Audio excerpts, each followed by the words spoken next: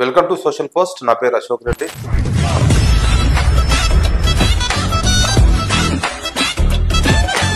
BRS టైంకి ఇప్పటికి కాంగ్రెస్ ప్రభుత్వానికి తేడా అయింది. ఒక్కరి చేతులనే కబంధస్థానాల్లో ఉంటుందా? కవితకు ఇష్యూ చూస్తున్నారు. అసహనం ఉంది, బయటికి వెళ్తా అంటుంది, ఉంటా ఉంటుంది, ఏదో చెప్తా ఉన్నారు. కవిత ఎపిసోడ్ 100% టీఆర్ఎస్ పార్టీని కథం పట్టించింది.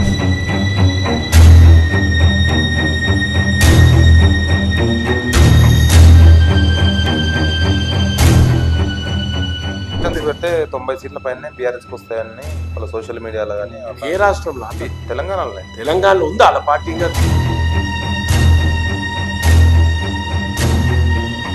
బాగా ఫ్లడ్ ఏరియా ఉంటుంది. ఈ వర్షాకాలం వస్తే బాగా ఇబ్బందులు. నేచర్ ని ఎవడేం చేయగలుగుతాడు? నేనే కాదు, బ్రహ్మదేవుడు కూడా ఏం చేయలేడు. ఎందుకు సార్, ఎందుకు వాటర్ అంత ఆగాల్సిన పరిస్థితి? 2 చెరువుల మధ్యలో మా కాలనీ ఉంటుంది.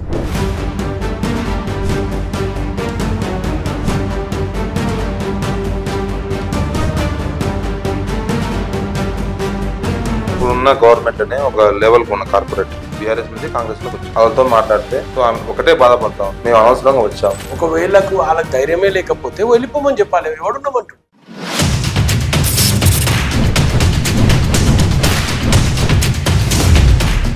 Welcome to social post. నా పేరు అశోక్ రెడ్డి, సీనియర్ జర్నలిస్ట్. ఈ రోజు మనతో పాటు special guest Lingojiguda corporator Darpalli Rajasekhara Reddy గారు మనతో పాటు ఉన్నారు. నమస్తే అండి. నమస్తే. సో ఎలా ఉన్నారు సార్? ఫైన్. సో ఈ 4 ఏళ్ల ప్రయాణం ఎట్లా జరిగింది? అంటే కొంచెం ఇబ్బందికర డివిజన్ కాబట్టి కొంచెం టైం కేటాయించాల్సిన అవసరం ఉండే. డ్రైనేజ్ లతో పాటు రోడ్స్ అనుకోండి, వాటర్ వర్క్స్ డిపార్ట్మెంట్ నుంచి అనుకోండి, ఆల్మోస్ట్ శానిటేషన్ వింగ్ అనుకోండి, ఇవన్నిటి మీద కూడా కొంచెం కాన్సన్ట్రేషన్ చేయాల్సిన అవసరం ఉంది డివిజన్ పైన. సో యాజ్ యూజువల్ నాతో పాటు కాలనీలో ఉన్న president secretaries at the same time residents కూడా కేర్ తీసుకుంటారు కాబట్టి డివిజన్ లో కొంచెం మార్పు అయితే చూడగలుగుతున్నాం. సో మొదటిసారి అయ్యారు కదా కార్పొరేటర్? 4 సార్లు కొట్లాడినా ఒకసారి పబ్లిక్ ఒక అవకాశం అడిగినా అవకాశం ఇచ్చారు. గతంలో కన్నా ఇప్పుడు ఏం డిఫరెంట్ ఉంది మీ లింగోజిగూడలో? డెవలప్మెంట్ ఏం చేశారు మీరు గతంలో కన్నా భిన్నంగా? ఇప్పుడు గతంలో కన్నా భిన్నంగా అంటే చాలా వరకు డ్రైన్ లైన్స్ ఉండే, వాళ్ళు కూడా కోఆపరేట్ చేసిండే పాత గవర్నమెంట్ ఉన్నప్పుడు కూడా. సో ఈ గవర్నమెంట్ వచ్చినది కొంచెం నాకున్న పరిచయం బేస్ చేసుకుని ఇక గవర్నమెంట్ ఉందని కొన్ని ఫండ్స్ ఎక్కువ రావడం జరుగుతుంది. అట్ ద సేమ్ టైం మా దగ్గర కొంచెం అంటే లో లైన్ ఏరియా కాబట్టి ఎక్కడెక్కడ చిన్న చిన్న హడల్స్ ఉన్నాయి, అవన్నీ క్లియర్ చేసుకోగలుగుతున్నాం. అంటే ఇబ్బంది లేకుండా, అంటే పబ్లిక్ కి దీని వల్ల ఇబ్బంది అవుతుందంటే ఇమీడియట్ గా దాన్ని అధికారులు మాకు చెప్పడం, అధికారులతోనూ 1-2 సార్లు మేము కూడా మాట్లాడడం, చర్చించడం, చూసుకున్న తర్వాత ప్యారలల్ గా పని చేసుకుంటాం. మీది బాగా ఫ్లడ్ ఏరియా అనుకుంటా కదా? ఈ వర్షాకాలం వస్తే బాగా ఇబ్బందులు ఏర్పడుతుంది. చాలా ఇబ్బంది. 2021లో బాగా మునిగిపోయింది ఆ ఏరియా. సో ఇప్పుడు ఆ పరిస్థితులు ఉన్నాయి. ఇప్పుడు వర్షాకాలం స్టార్ట్ అవుతుంది, ఇంకా వస్తాయి. అంటే అప్పుడు 1-2 గంటలు వాటర్ ఉంటుండే, ఇప్పుడు ఒక 10-15 నిమిషాలలో పోతాయి. అప్పుడు కొంచెం 1 డే 1 అవర్ 2 అవర్స్ 3 అవర్స్ అట్లా ఉంటుండే. ఇప్పుడు 10-15 నిమిషాలలో మేము రిలీజ్ చేయాలి. మొత్తం తీసేయడం అంటే అదే నేచర్ ని ఎవడేం చేయగలుగుతాడు? నేనే కాదు, బ్రహ్మదేవుడు కూడా ఏం చేయలేడు. ఎందుకు సార్, ఎందుకు వాటర్ అంత ఆగాల్సిన పరిస్థితి? 2 చెరువుల మధ్యలో మా కాలనీ ఉంటుంది. కిందికి వచ్చారు, పైనకి వచ్చారు. అరుణార్ సైడ్, బైరామగూడ సైడ్, జిల్లెలగూడ సైడ్, ఇవన్నీ కూడా మా డివిజన్ నుంచి ట్రావెల్ చేస్తాయి వాటర్ కాబట్టి ఆటోమేటిక్ గా కొంచెం లో లైన్ ఏరియా ఉంటుంది. ఎక్కువ కాలనీలు ఎఫెక్ట్ ఏం కావు. 53 కాలనీలలో ఒక 18-16 కాలనీస్ ఎఫెక్ట్ అవుతుండే. బట్ స్లోగా అది కూడా అధిగమించినాం. మనం ఒక్కరం చేసినామని ఎప్పుడు నేను అనట్లేదు. అందరు చేయడం వల్ల ఈ రోజు ఒక షేప్కి వచ్చేసింది. సో బీఆర్ఎస్ టైంకి ఇప్పటికి కాంగ్రెస్ ప్రభుత్వానికి తేడా అయింది అంటే మీ కాన్స్టిట్యున్సీ వైజ్ కాబట్టి మీ ఏరియాలో చూస్తున్నారు, ఓవరాల్ స్టేట్ వైజ్ చూస్తున్నారు. అప్పటి ప్రభుత్వానికి ఇది సింపుల్ చెప్పాలంటే ఫ్రీడమ్. ఒక్కరి చేతులనే కబంధస్థానాల్లో ఉన్నదాన్ని ఈరోజు పబ్లిక్ కి చేయగలుగుతున్నాం అనే ఫీలింగ్, అంటే ఒక్కరి చేతిలోనే నడుస్తుంది అనే ఫీలింగ్ ఎవరికి లేదు. ఇప్పుడు ఒక అధికారి కాలనీ ప్రెసిడెంట్ చెప్పినా చేస్తారు, ఇంకొకరికి ఎవరు చెప్పినా పని జరుగుతుంది. ముందేంటంటే నాకే చెప్పాలి అనే దాని నుంచి అందరూ చెయ్యాలి, అందరు చెప్తే కూడా చెయ్యాలి అనే భావనకు ఈరోజు ఆ లోకల్ ఉన్న ఆఫీసర్స్ కూడా అందరు కూడా పొద్దున్నే 6కి 5:30కు కూడా ఫీల్డ్ లోకి వచ్చి పనిచేయడము. This is all change. అంటే మార్పు అంటే అందరికి మార్పు అంటే ఎట్లా కనిపిస్తుందో నాకు తెలియదు, కానీ మార్పు అంటే ప్రజలకు అందుబాటులో ఆఫీసర్ వచ్చిన రోజే మార్పు మొదలైందని నేను అనుకుంటా యాక్చువల్. సో లింగోజిగూడలో ఉన్న ఇప్పుడు ప్రస్తుత సమస్యలు ఏంటి సార్? ఇంకా తీర్చాల్సిన సమస్యలు? తీర్చాల్సింది ఒకటి సరూర్ నగర్ లేక్ అని ఉంది మాకు కనెక్టింగ్ గా. ఆ రేక్కి బండ్ మేజర్ ఇష్యూ. అంటే ఎప్పుడో కట్టిన బండు ఇప్పుడు హైదరాబాద్ లోనే 2nd లార్జెస్ట్ ఐడల్ ఇమర్షన్ అవుతుంది గణేష్ చవితి వచ్చినప్పుడు. సో ఆ బండు స్ట్రెంగ్ లేదు, ఆ బండుని స్ట్రెంగ్ చేయాలి. ఎట్ ద సేమ్ టైము మన అక్కడ ఒక బ్రిడ్జ్ ఉంది, ఆ బ్రిడ్జ్ కట్టాలి. ఒక రోడ్ డెవలప్మెంట్ ఉంది, అంటే సరూర్ నగర్కి ఒక కనెక్టింగ్ రోడ్ ఉంటుంది, గంగా థియేటర్, శంకరేశ్వర బజార్ ఇట్లా తీసుకొని మన CM road, Vijayawada road connect అవుతుంది. ఆ రోడ్ వైడనింగ్ చేయాలి. బేసికల్గా సరూర్ నగర్ కొంచెం పాత విలేజ్ లాగా ఉండిపోవడానికి కారణం ఏంటంటే వైడన్ రోడ్స్ లేకపోవడం వల్ల అక్కడున్న పరిస్థితులు. ఇప్పుడు ఉన్న 200 గజాలున్న పెద్దగా కట్టుకుంటే మళ్ళీ కూలగొడతారేమో అనే భయంతో చాలా మంది ఎవరు ఇల్లు పెద్దగా చేసుకునే పరిస్థితి లేదు. సో ఇప్పుడు మీ ప్రభుత్వం ఉంది కదా, మళ్ళీ మీరు ఏమన్నా రిప్రజెంటేటివ్ ఇచ్చారా? దాన్ని చేసినాము, ఆర్డిపి కూడా రెడీ చేసినాము. మోస్ట్లీ నెక్స్ట్ 2-3 monthsలా ప్రాబబ్లీ కావచ్చు. సో ఎల్బీ నగర్ కానీ మీ లింగోజీ కూడా సరిహద్దు ప్రాంతాలు, అక్కడ ఉన్న ప్రాంతాల్లో ఎక్కువ కబ్జాలకు, ల్యాండ్లు బాగా కబ్జాలు అవుతుంటాయి, చెరువులు కబ్జాలు చేస్తుంటారు, నాలాలు కబ్జా చేస్తుంటారు. అక్కడ లోకల్ లీడర్ల నాయకత్వంలోనే ఈ ప్రోద్బలంతోనే జరుగుతుంటాయని బాగా ఆరోపణలు ఉన్నాయి. మీ మీద అని కాదు కానీ మామూలుగా ఎవరు అధికారంలో ఉంటే వాళ్ళ ప్రాబ్లంతో వాళ్ళ అనుచరులు అవి కబ్జాలు చేస్తుంటారని ఒకటి ఉంది. సో మీ మీద కూడా కాస్త వినిపిస్తుంది అక్కడక్కడ, నేను లోకల్గా కనుక్కున్నప్పుడు. సో దీన్ని మీరు ఏమంటారు? వినిపిస్తుంది అంటే నేను ఏం చేయలేను, కానీ ఎట్ ద సేమ్ టైం ఈరోజు కబ్జా అనే పదాన్ని హైడ్రా వచ్చిన తర్వాత అంటే మీరు మరి దాన్ని ఎట్లా తీసుకుంటారో నాకు తెలియదు. నేనైతే చెప్తున్నా కదా, హైడ్రా అనే పదం వింటే ఎవడన్నా చెరువు దరిదాపులకు కానీ కబ్జాలు చేయాలని ప్రయత్నం చేసినోడు కానీ గుండెలో దడ ఉడుతుంది. ఇట్లా ఎందుకు అధికార పార్టీ నాయకులకు సపోర్ట్ చేస్తుందంటారు? ఎవడు చేయడు ఉత్తముచ్చట. అసలు ఆడ ఈరోజు హైడ్రా వచ్చిన తర్వాత మనం గిట్లా సీరియస్గా ఆలోచిస్తే చెరువు దరిదాపులో కూడా పోయే పరిస్థితులు లేవు. 200 గజాలు ఇస్తారా, ఇంత మట్టి పోసి రూమ్ వేసుకోరా అంటే కూడా వద్దు ఆయన, నాకెందుకు వచ్చిన పంచాయతీ, దాంట్లో పోయేటోడు ఎవడు, దాన్ని మట్టి నింపినాక నా మీద కేసులు అవుతాయి, ఎవడు తిరుగుకుంటూ కూర్చోవాలి, పోలీస్ స్టేషన్లో పెడతారు అనే పరిస్థితికి వచ్చేసి. సో కఠిన ఇల్లు కూడా కూలగొడుతుంది కదా హైడ్రా, చిన్న పేదవాళ్ళ. సో దానివల్ల మీకు ఎఫెక్ట్ కనిపిస్తుంది? అశోక్ ఒక్కటే, అశోక్ డిఫర్ విత్ దిస్, ఈ రోజు వరకు ఏ పేదోడి ఇల్లు కూలగొట్టిందో నాకు చూపించాలి అశోక్. హైడ్రా ఏ పేదోడి ఇల్లు కూలగొట్టింది నాకు చూపించాలి. ఎందుకు చాలా కూలగొట్టింది? నేను ఏమైనా ఎవిడెన్స్ తో రావాలి అశోక్. మనం అంటాం, చాలా మంది కూడా చాలా ప్రెస్లలో కూడా మాట్లాడి నేను చెప్తా, హైడ్రా అనేది ఈరోజు ఏ పేదోని ఇల్లు కూలగొట్టింది చెప్పండి. ఏది హైడ్రా చేస్తున్న పని ఏంది అశోక్? చెరువు అన్యకాంతకు రాకుండా చెరువును కాపాడాల్సిన అవసరం ఉంది. ఇప్పటికే 61% ఆఫ్ చెరువులు అన్యక్రాంతమైన, మిగతా 39% కాపాడుకుందామనే ప్రయత్నంలో భాగంగా పుట్టిన హైడ్రా ఏ కామన్ మ్యాన్ ఇబ్బంది పెట్టింది? అంటే నీకు సంబంధం లేని ల్యాండ్లో పోయి నువ్వు 800 గజాలలో 5 ఫ్లోర్లు 6 ఫ్లోర్లు వేస్తే కూడా వదిలేయాలన్నా. సో ఇప్పుడు హైడ్రా పనితీరు బాగుంది. 100% హైడ్రా పేదోళ్ళకి న్యాయం చేస్తుంది. పెద్దోళ్ళ పక్షాన లేదు హైడ్రా, పేదల పక్షాన్ని హైడ్రా ఉన్నది. రీసెంట్గా మీరు ఎన్నో లేఅవుట్స్ చూడండి, ఎంతో మంది కబ్జా చేసిన లేఅవుట్లు గీసి మళ్ళీ రోడ్లను రీలేఅవుట్ చేసారు. వాళ్ళు కొన్నోళ్ళు ఎడుకోవాలి అసలు. ఇన్ జనరల్ చెప్తున్నారు, రీసెంట్గా మియాపూర్ అనుకో, అమీన్పూర్ అనుకో, రాగానగూడ అనుకో, తుర్కేంజాల్ అనుకో, ఇట్లా చుట్టుపక్కల మేడ్చల్ అనుకో, అఫ్ కోర్స్ కొన్నోళ్ళది కూడా ఆలోచించి చేసుకోలేదు.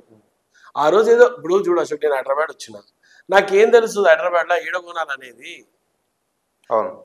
ఎందుకు తెలుస్తుంది? హైదరాబాద్ వచ్చిన ఏం తెలుస్తుంది? కొనుక్కుంటూ పోయి లేఅవుట్ తెల్లగా రోడ్లు వేసిండు, పోల్స్ నాటిండు, ఈయన నీళ్ళ కనెక్షన్ ఉంది, ఈయన రోడ్ తెల్లగా ఉండే చూసినా ఈయన ప్లాట్ కొనుక్కున్నా. ఈరోజు అదే ప్లాట్ నెట్టి మళ్ళా దాన్ని తూడిపేసి మళ్ళీ కొత్త లేఅవుట్ చేస్తా అంటే ఏడుకోవాలి వాడు. ఇట్లా ఎన్నో లేఅవుట్లు ఈరోజు హైడ్రా పేదల పక్షాన నిలబడి పేదలకు వాళ్ళకి తిరిగి వాళ్ళ లేఅవుట్లు వాళ్ళకి ఇప్పించింది హైడ్రా.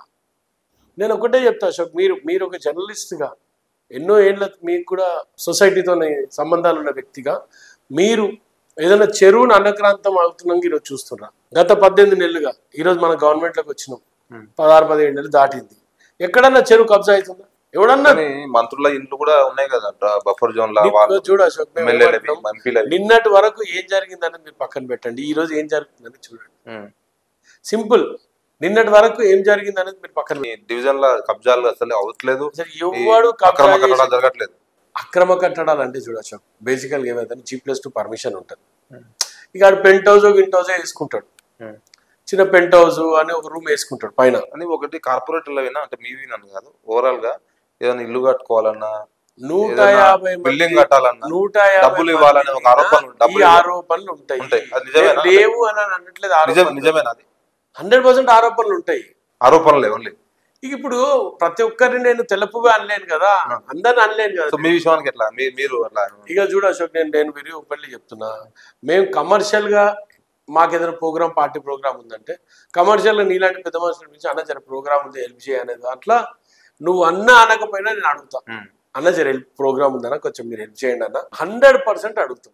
కానీ చిన్న చిన్న దానికి మాత్రం మేము పోవాలి. పెద్దోళ్ళు ఎవరైనా పెద్ద పెద్ద ఇండస్ట్రియలిస్ట్ కానీ పెద్ద పెద్ద బిల్డర్లు కానీ పెద్ద పెద్ద వ్యాపారస్తులు కానీ ఖచ్చితంగా అన్న కొంచెం చూడండి అన్న అని మేము అడుగుతాం. కానీ దౌర్జన్యం చేసే పరిస్థితులు మాత్రం ఉండవు. అవి రానియం కూడా అడుగుతాం. అన్న కొంచెం హెల్ప్ చేయండి అన్న కొంచెం. ఎవరు అమాయకులు కాదబ్బా, నేను ఇప్పుడు చెప్పినంత మాత్రం నేను అమాయకుని, నేను తిట్టలేను, నేను అడుగుతలేను అంటూ తమ్ముచ్చట అంతా. కార్పొరేటర్లు కూడా ఎమ్మెల్యేకి మించి సంపాదిస్తున్నారు, ఎంపీలకు మించి మంత్రులకి సంపాదిస్తున్నారు ఒక ఆరోపణ ఉన్నాయి హైదరాబాద్ చుట్టుపక్కల. ఎంత కార్పొరేటర్ విస్తీర్ణం ఎంత, ఎన్ని కాలనీలు ఉంటాయి, ఎంత సంపాదన వస్తుంది వాళ్ళకి. ఉత్తగా అట్లా బ్లేమ్ చేస్తారు అనడం ఏముంది అశోక్, చాలా ఈజీగా అనేస్తాం మనం. ఏముంది బుర్జదాలు వాళ్ళకి అనుకునాల్సింది మేమే మళ్ళీ. సో ఇప్పుడు మీ స్థానిక ఎమ్మెల్యే సుధీర్ రెడ్డి, సో ఆయనతో ఎట్లున్నాయి సంబంధాలు మీకు? ఆయనతో పెద్ద సంబంధాలు ఏముండవు మనకి, ఎందుకంటే ఆయన పార్టీ ఆయన ఆయన ఎంతమందికి మీ పార్టీనే ఉండే, ఆయన కాంగ్రెస్ లో ఉండే. తర్వాత అప్పుడు ఎట్లున్నాయి ఇప్పుడు ఎట్లున్నాయి? మాకేం పెద్ద సంబంధాలు అంత ముందు కూడా జస్ట్ హాయ్ అంటే హాయ్ అంతే తప్ప. సో మీ పైన దాడి కూడా జరిగినట్టుంది కదా మనం లాస్ట్ ఇయర్ 2023 అదే ఎలక్ట్రిసిటీ ఏదో ప్రోగ్రామ్. అది ఎవరు సుధీర్ రెడ్డి అంటారు, నిజమేనా? ఆయన ఉండే, ఆయన సమక్షంలోనే అయింది కదా, దానికో పెద్దగా ఆలోచించేది ఏముంది. ఎందుకంటే మీ మీద ఎందుకు దాడి వచ్చింది? ఇక వాళ్ళు ఎట్లా పర్సెప్షన్ చేసుకుంటే అట్లుంటది, కానీ దాని మీద పెద్దగా నేను కూడా పెద్దగా ఎప్పుడు ఆలోచించలేదు. అప్పుడు బాగా క్లోజ్ మీ ఇద్దరు, మీరు ఆయన బినామీ అంత భూముల వ్యవహారంలో కూడా బాగా నడిపారని కూడా పేర్లు ఉంటాయి, వినిపిస్తుంది అక్కడక్కడ మీ సహచరులతో. అదే చెప్తున్నా కదా నేను, చాలా మటుకు ప్రతి లీడర్ కి కొంతమంది అటాచ్మెంట్ ఉన్న వాళ్ళ పైన ఈ ఆరోపణలు ప్రతి కాన్స్టిట్యున్సీలో కామన్ గా ఉంటూనే ఉంటాయి. సో అది పెద్ద తీసుకునే అంశం కాదు. సుధీర్ రెడ్డి ఎమ్మెల్యే సహకారం లేకుండా మీకు డివిజన్ డెవలప్మెంట్ అంత ఈజీ అవుతుందా? ఒక ఎమ్మెల్యే స్థానిక ఎమ్మెల్యే ఆయనతో సంబంధాలు లేకపోతే ఆయన జైలిస్తాడా? అంటే జిహెచ్ఎంసీ అంటే మీరు ఎట్లా అనుకుంటారు? జిహెచ్ఎంసీ ఇండిపెండెంట్, మా రైట్ మాకు ఉంటుంది. ఆడ పని చేయనిస్తారా మీకు? అంటే నాకు ఎప్పుడు ఆపిన దాఖలా నేను చూడలేదు. నా దగ్గర పని డిస్టర్బ్ అవుతుందని నేను అనుకోలేదు ఇప్పటివరకు అయితే. నేను ఎప్పుడు డిస్టర్బ్ కాదు. ఆయన కార్పొరేటర్లను తొక్కి పెడతాడు, డెవలప్ కానియాడు, లైక్ పనులు లేనియడం అనేది. సరే, రాజకీయంగా ఆయన వ్యూహం ఆయనకు ఉంటది, వీరో లేకపోతే అనే వ్యూహం ఉండొచ్చు కాక, కానీ పని విషయంకి వచ్చినప్పుడు మాత్రం మా పనితీరులో మేము ముందుకు పోతూనే ఉంటాము. పెద్దగా పట్టించుకోము, మేమే పట్టించుకోము, ఆయన పట్టించుకునే అవసరం ఏముంది. కాంగ్రెస్ పార్టీ సీనియర్ నాయకులుగా మీరు మహబూబ్నగర్ జిల్లా వ్యక్తి, ఇప్పుడు హైదరాబాద్ నుంచి కార్పొరేటర్ గా ఉన్నారు. ఎట్లా ఉంది పరిపాలన ఈ 18 నెలలు? నేను ఒక్కటే అడుగుతా, చాలా మందికి కూడా ఇట్లా ఈ డౌట్స్ ఉన్నాయి. రేవంత్ అన్న వల్ల ఈ రోజు రాష్ట్రంలో జరుగుతున్న ఇబ్బంది ఏంది అనేది ఫస్ట్ నేను అడుగుతున్నా అశోక్, ప్రతి ఒక్కరిని కూడా. ఏం ఇబ్బంది జరిగింది చెప్పండి, చెప్పండి. ఏం ఇబ్బంది చెప్పండి. రైతు బంధు పడుతుందా సరిగ్గా? ఒకవేళ నేను రుణమాఫీ ఇవ్వకపోయింటే ఆ పైసలు ఎటు? సింపుల్, నేను చెప్తాను. అవును, ఎంతమంది కాలేదు అశోక్? ఎంత పర్సెంటేజ్ కాలేదు? ఎంత పర్సెంటేజ్ కాలేదు? ఇప్పుడు నీకు నాకు వదిలిపెట్టేసి అశోక్, మా నాయన గవర్నమెంట్, మా అమ్మకి పింఛన్ వస్తుంది, ఆ కారణాల వల్ల మాకు కాలేకుండొచ్చు కాక.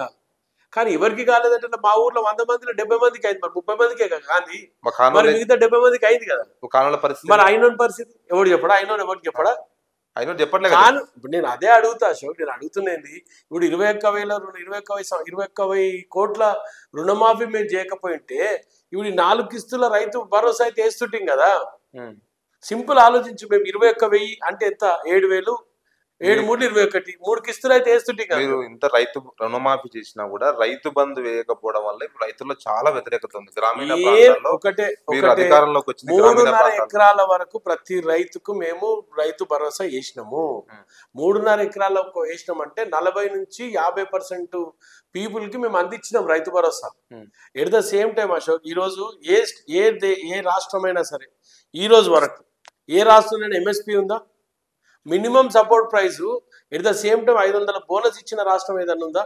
ఈరోజు పక్క రాష్ట్రమైన ఆంధ్రప్రదేశ్ నుంచి మన దగ్గర 40 లారీలు వస్తే మన సివిల్ సప్లైస్ డిపార్ట్మెంట్ గ్రేడ్ పట్టుకుంది. ఎందుకు వచ్చినాయి? బరాబర్ 500 రుణం, 500 పోయినసారి 900 కోట్లు రిలీజ్ చేసినాము.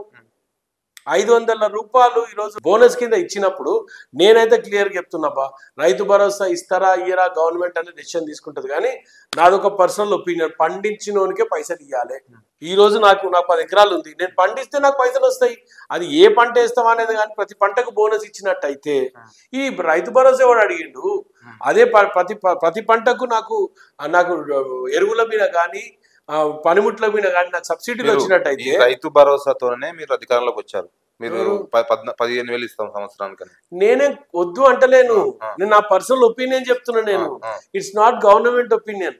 ఒక పర్సనల్ గా ఒక రైతు బిడ్డగా నేను కోరుకున్నది ఒకటే, ఒకవేళ నేను పండిస్తే నేను పండించిన ధాన్యానికి నాకు బెటర్ ప్రైస్ ఇవ్వండి. ఇప్పుడు 12,000 రూపాయలు పండించడానికి ఎక్కువ వచ్చినాయి తెలుసా. పండించడానికి పైసలు రావాలి. హైదరాబాద్ లో కూర్చొని నాకు 30 ఎకరాలు ఉంది, నాకు 50 ఎకరాలు ఉంది, నాకు ఇన్ని లక్షలు పడితే అన్ని లక్షలు పడితే అనే సిద్ధాంతం తప్పు. 4 ఎకరాలు 5 ఎకరాలు లిమిట్ పెట్టాలి ఇవ్వాలంటారు. కానీ లిమిట్ అంటలేండి నేను, దానికి కూడా మీరు సరిగ్గా ఇవ్వట్లేదు. గిరిటు దాని గురించి నేను మాట్లాడతాను అశోక్. ఒకటే గుర్తు పెట్టుకో, నేను సింపుల్ ఒకటే చెప్తున్నా. నేను ఆలోచించే విధానం ఒకటే. ఒకవేళ నేను ఒక 10 ఎకరాలలో నేను వరి పండిస్తే నా 10 ఎకరాలకు 500 రూపాయలు బోనస్ వచ్చినట్టయితే నీ రైతు భరోసా కన్నా ఎక్కువ డబ్బులు వచ్చినట్టు. నాకు నువ్వు ఇచ్చే రైతు భరోసా కన్నా నాకు బోనస్ మీద వచ్చే డబ్బులు ఎక్కువ కదా. అంటే ఎప్పుడు వస్తున్నాయి?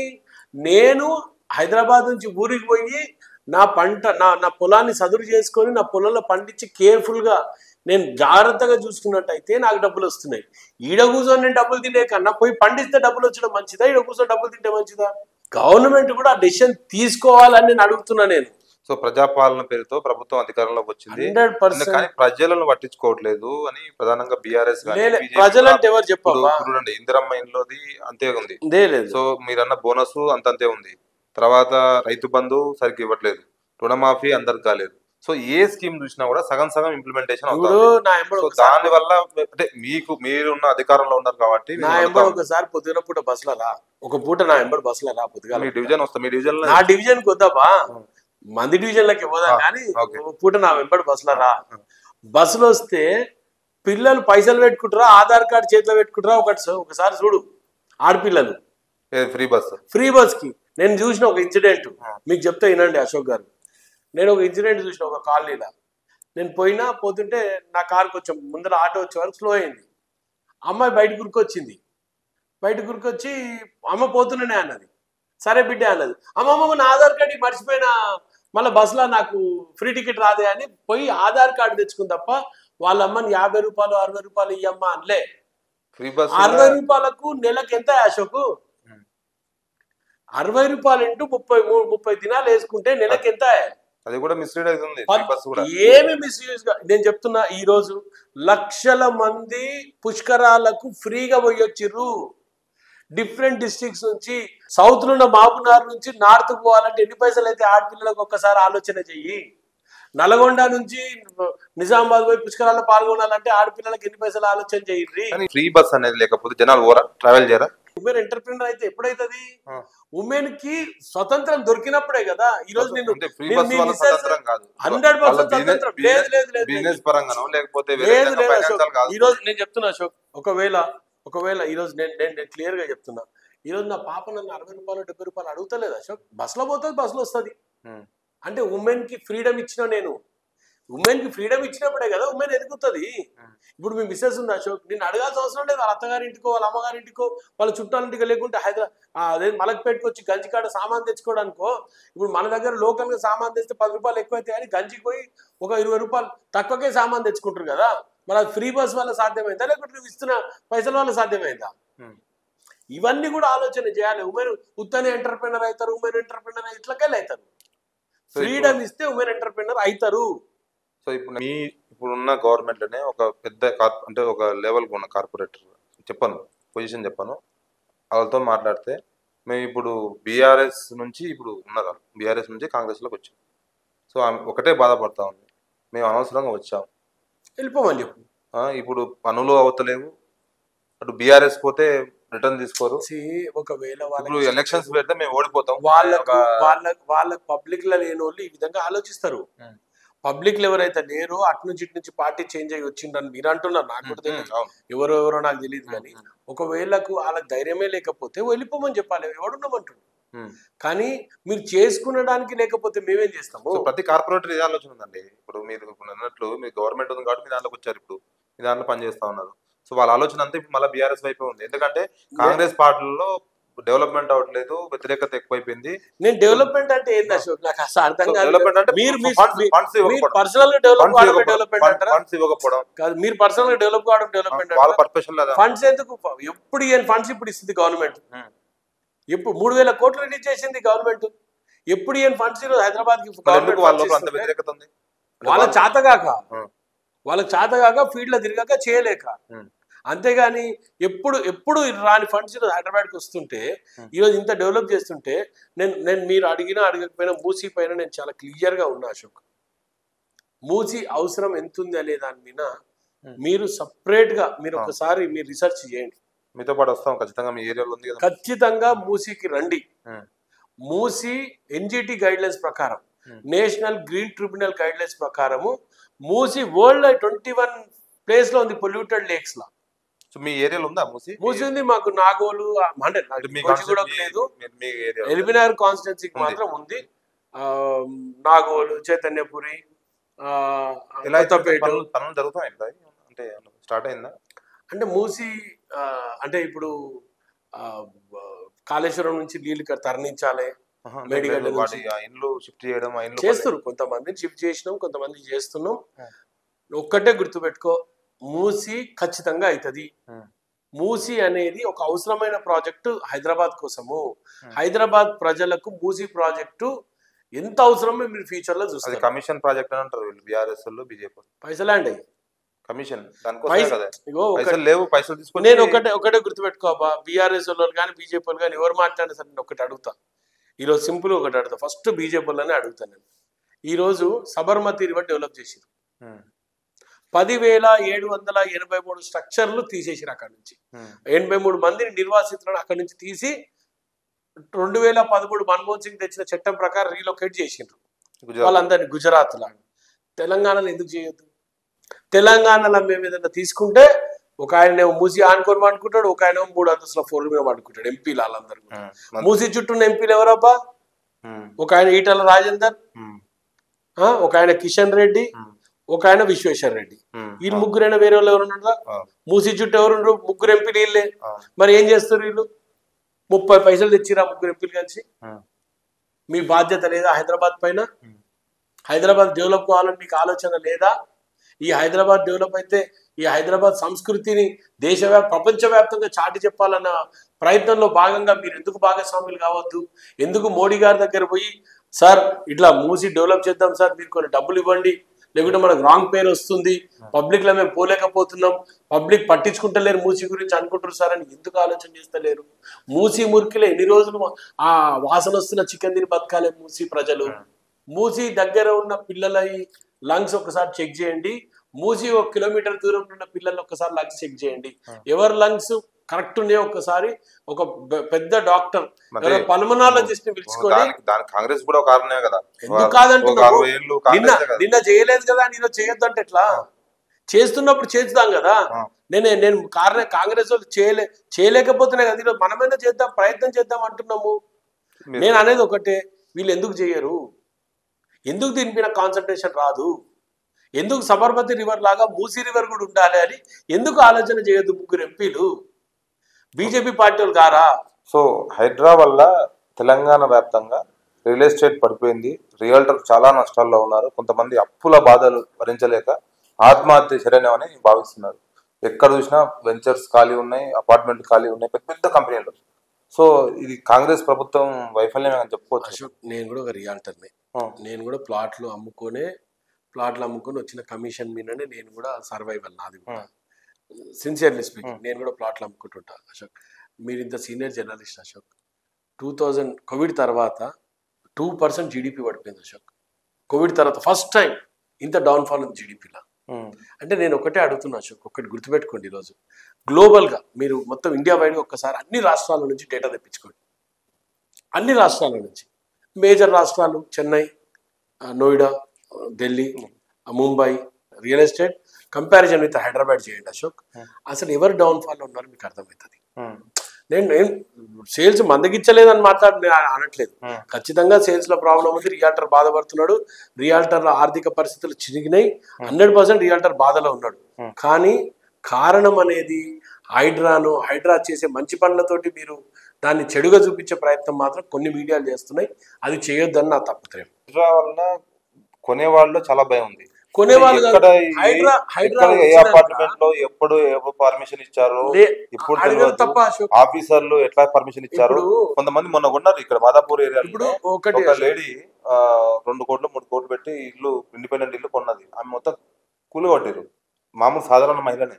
సో వాళ్ళ పరిస్థితి ఘోరంగా అట్లాంటి వాళ్ళది. సో అదొక ఉదాహరణ చాలు ఎవరు కొనకపోవడానికి. కొత్తవి ఏవి కొడతలేము అశోక్. ఎప్పుడైతే హైడ్రా ఎస్టాబ్లిష్ అయిందో ఆ తర్వాత కొంటే ఎట్లా?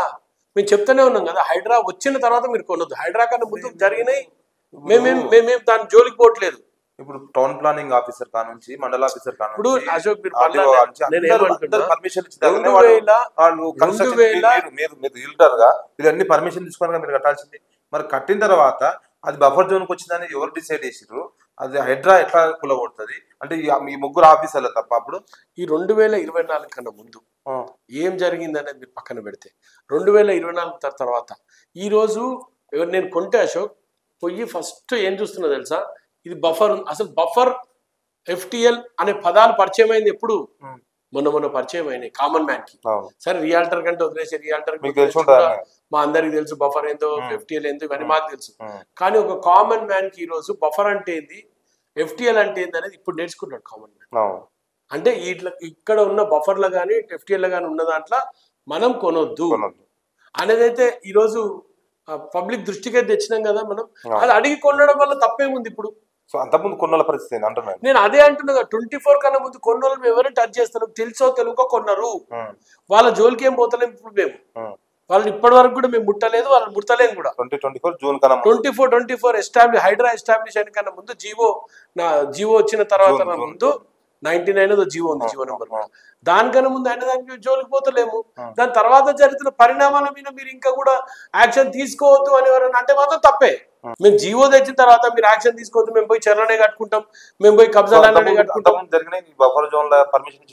దాని జోలికి పోతలేము.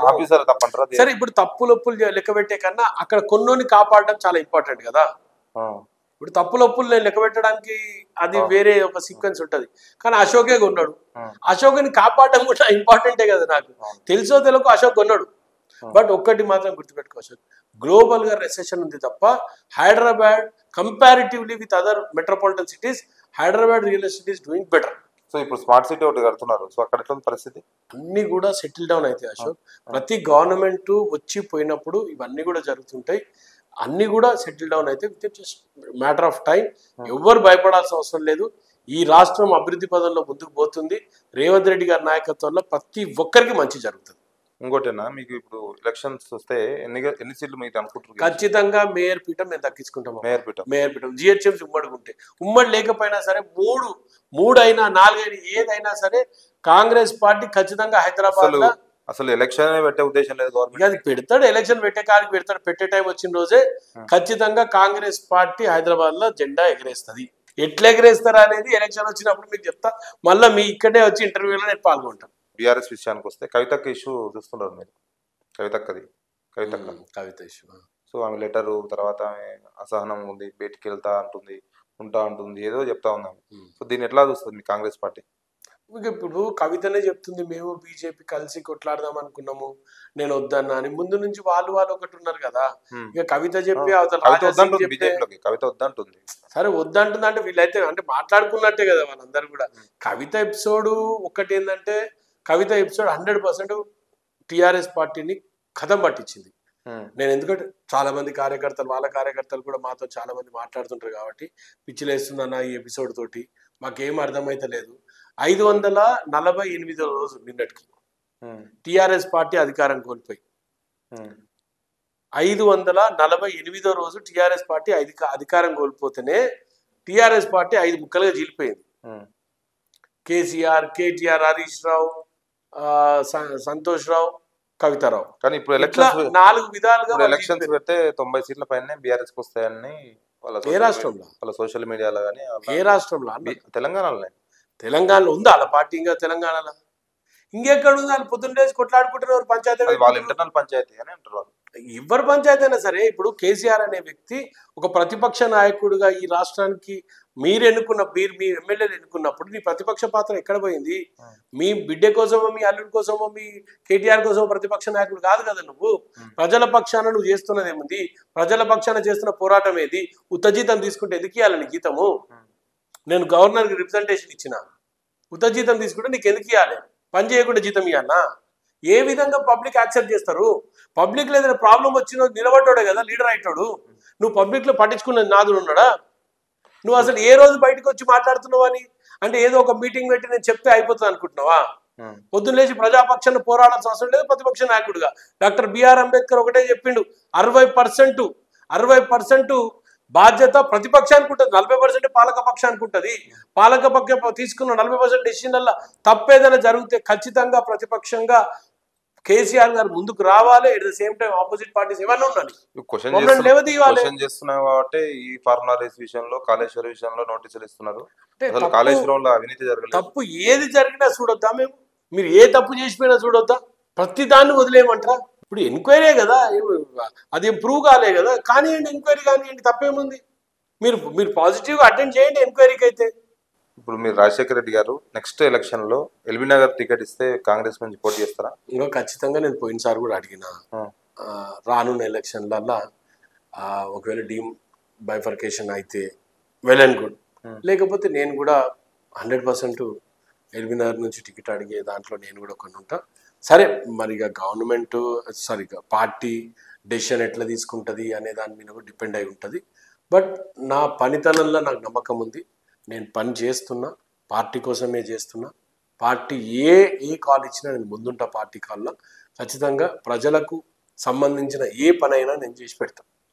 రేవంత్ రెడ్డి గారు మీకు సన్నిహితంగా ఉంటారు కదా, మంచిగా ఉన్నారు. సీఎం గారు రాష్ట్రానికి ప్రజలందరూ కూడా సన్నిహితం. మీకు ఎట్లా? మీ అంటే దేశ రాష్ట్రంలో ప్రజలందరికీ కూడా సీఎం గారు తరచుగా ఏమన్నా ప్రతి ప్రోగ్రామ్ లా మాకు ఇన్విటేషన్ ఉన్న ప్రోగ్రామ్ ఖచ్చితంగా నేను పోయి కలుస్తాను సీఎం గారిని.